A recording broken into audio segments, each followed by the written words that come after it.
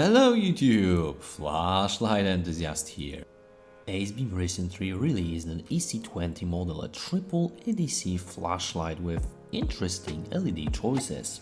In this video I'd like to show you my sample after a couple days of testing and tell you my truly impressions about this model. Interested? Stay tuned to find out more.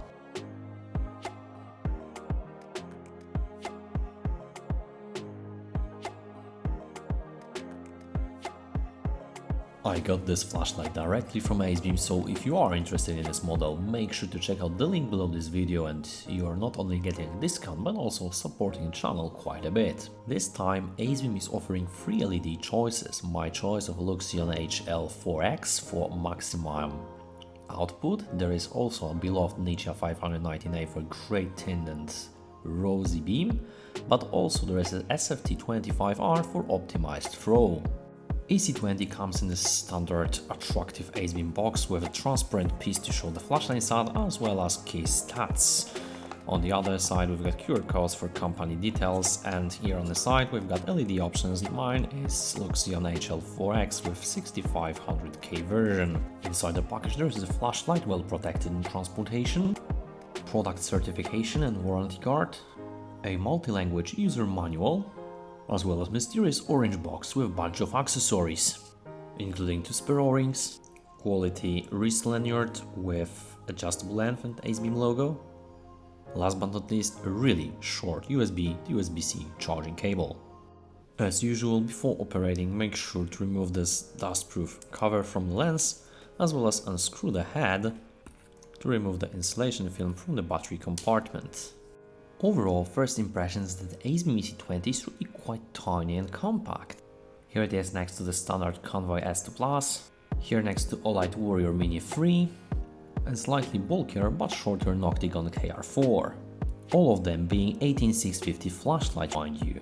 The design is plain and simple, however I really like it. We've got this nice knurling here on the battery tube with some spiral pattern, which is not sharp whatsoever as you would expect from Acebeam. The quality and finish is really excellent. This matte anodization, I really emphasize how good quality Acebeam produces and the hard anodization, and definitely gives you some good grip. There are some cooling fins here, not really necessary in this particular scenario, however nice to be there.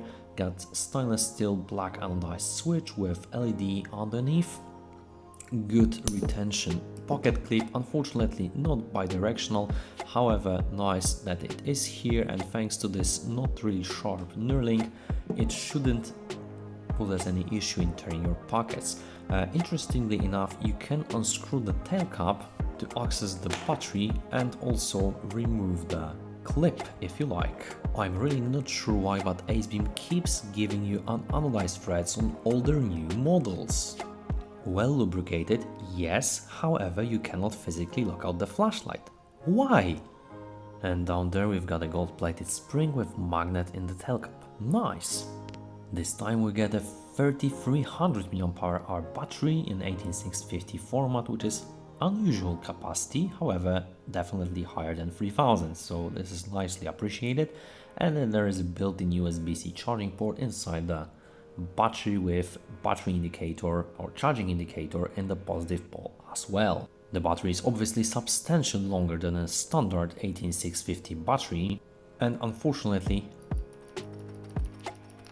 it is too short to make Acebeam EC20 work, so we need either long cells or protected ones. And yes, threads from the head side looks exactly the same, unanodized, well lubricated, nice, but not really. There is a spring down there on the head side and 2 glued screws if you were trying to access the driver. On the business end we've got nicely granulated stainless steel black anodized bezel and triple standard Carclo optics with nice anti-reflective coating on the glass itself. As you might suspect, there is this filling between the optics, however it is not our standard glow gasket but rather a simple filling, which definitely gives an elegant look. However, I would definitely like to see a glow gasket here. Thankfully, the magnet is strong and can hold the flashlight vertically and horizontally without any issue. Last but not least, there is no physical linear attachment on the tail cap, however there is this hole in the clip and presumably there are also two holes here on the clip as well to attach the lanyard.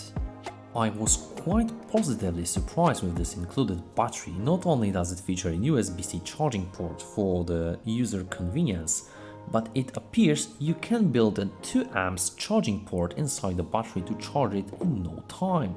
Obviously red indicator means charging and green one means fully charged. As usual, Acebeam EC20 also features a battery indicator that is appearing as long as you operate in a flashlight. We've got green, red and flashing red depending on the battery level. This time, UI is a little bit complicated as Acebeam incorporated something to address Enthusiast, meaning auxiliary lights. One click to turn the flashlight on, one click to turn it off. To cycle between modes, obviously you hold the switch to go into the 4 different modes: low, medium 1, medium 2 and high, etc. Double tap for turbo, double tap again to return to the previously used mode, triple click for strobe mode, etc. There is also a hidden SOS and beacon when you access the strobe mode and hold the switch to go into the SOS, hold again to go into the beacon. You have also auxiliary lights. To access them you have to hold the switch to the moonlight and then keep holding to access red. Holding the switch will go into the green, holding again to the blue, holding again into the rainbow auxiliary lights. Could you believe it? In Acebeam flashlight in 2024 auxiliary lights. Unbelievable! However, Acebeam treats auxiliary lights as a separate mode or UI, so if you turn the flashlight off and turn it on again, you go back into the auxiliary lights, so it's just a different mode rather than operating auxiliary lights on the flashlight turn off and draining your battery. Have pluses, have minuses of a such solution, however I would prefer having auxiliary lights as a mode in flashlight turned off, because if I like to access white mode now again, yeah, I have to hold the switch to go into the moonlight. However, moonlight is not memorized, so when I turn on the flashlight again it goes into the red, so I have to hold it to mode, hold it again to the low mode, and now I have low mode memorized, so it is a little bit inconvenient. Speaking of white mode, we've got 3 different UIs, so in order to change them we can click and hold from off and wait for dim, 2 blinks or 3 blinks indicating different UIs. So the first UI is regular, we've got low mode, medium 1, medium 2 and high, so increasing the brightness as you go through the modes. If we go into the second UI, so hold, wait, 2, now we go into the high mode and by holding the switch we decrease the brightness cycling through different modes. Alright, and now we also have a third group, so click and hold, wait for the 3 blinks and then release the switch. And now we've got Enthusiast based stepless dimming, up and down. Wow, Acebeam is definitely moving towards Enthusiast, not only offering Nichia 519As from quite a long time now, but now auxiliary LEDs and stepless dimming. Nice!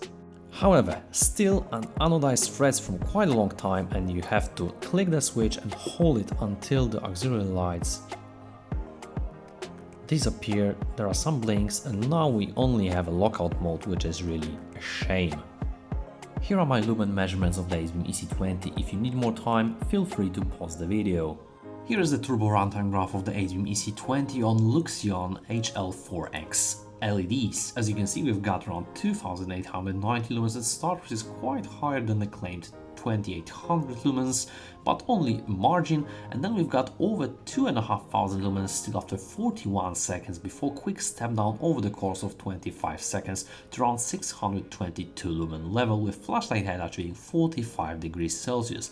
As you can see, what we could expect in Acebeam here is the flat output regulation with some small oscillation, mind you. However, there are still around 600 lumens with overall runtime of 2.5 hours before a step down to lower modes, flashlight body stabilizing at 45 degrees Celsius. I also checked out the high mode. Here I measured around 1356 lumens at start, and after 7 minutes and 16 seconds we've got a step down from over 1294 lumens over the course of 10 seconds to around again 633 lumen level, with flashlight head achieving around 45 degrees Celsius. Again, flat output regulation without any oscillation here, mind you. Flashlight was able to sustain around 647 lumens with over runtime of 2 hours and 28 minutes before stepping down to lower modes with achieving temperature of 42 degrees Celsius. And to be completely fair with you, those auxiliary LEDs are quite bright compared to other Enthusiast flashlights like KR4 from Emisar or the new Firefly Stellar X4.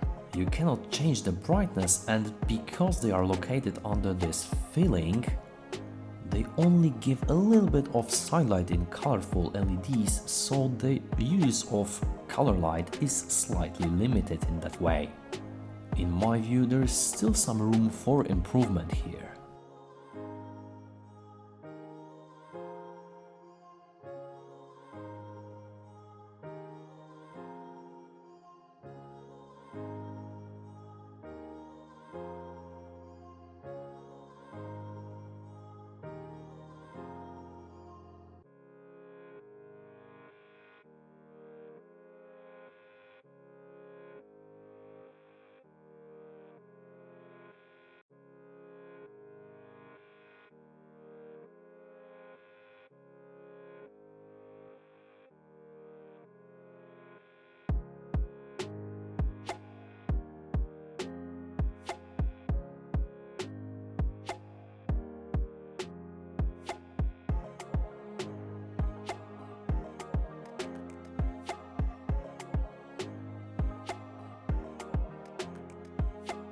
Overall, I'm definitely impressed with the new Acebeam EC20.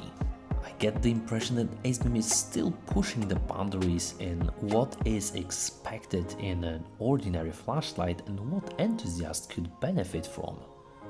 And you don't have to look far, we've got different LED choice both for thin snobs and those who prefer more efficient cool white emitters.